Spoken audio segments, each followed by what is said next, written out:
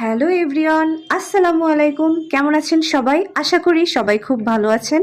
আজকে অনেক দিন বাদে মানে প্রায় 6-7 মাস পরে আমাগো আব্দুল্লাহরে নিয়ে সোজা চলে আইছি দাদার বাড়ি আইসে তো আব্দুল্লাহর খুশিতে মন ভরে গেছে। আসার পর যা যা দেখলাম, বাপ রে বাপ! আব্দুল্লাহ সব ভাই বোন গুলো এইখানে চলে আইছে, সবাই এক জায়গায় হইছে, যা একখান কাণ্ড, মনে হয় মেলা বসে গেছে। তাই সবার জন্য আজকে রান্না হবে স্পেশাল বিরিয়ানি। প্রথমে সব মশলাপাতি এক জায়গায় কইরা ব্লেন্ড করিছি, এরপর মাংস ম্যারিনেট করা মানে মশলাপাতি মাখায়া সব ধুয়ে দিছিলাম। এবার কড়াইয়ে তেল দিয়ে সুন্দর করে পেঁয়াজ ভাজা হচ্ছে, পেঁয়াজের মধ্যে সব মশলা দিয়ে মশলাও কষায় নিচ্ছি।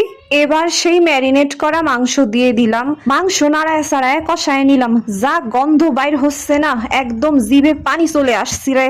মাংস রান্নার কাম শেষ হতি না হতি ও পাশটায় চাল ধুয়ে ভাত বসায় দিছি। এবার সেই ফুটন্ত ভাতের সাথে ওই কষানো মাংস একেবারে সুন্দর করে মিশায় দিলেই আমাগো তৈরি হয়ে গেল বিরিয়ানি। দুপুরের পরে যা গরম পড়ছে না, গরমের সকলের অবস্থা খুব খারাপ। রান্না বান্না শেষ, সকলে এখানে গোল হয়ে বইছে। আগে ওগে ছোট ভাই বোন কয়ডারে একসাথে খাতি দিয়া হইছে, তারপর যে বড়রা খাইছে ওরা সবাই প্রায় একই বয়সী।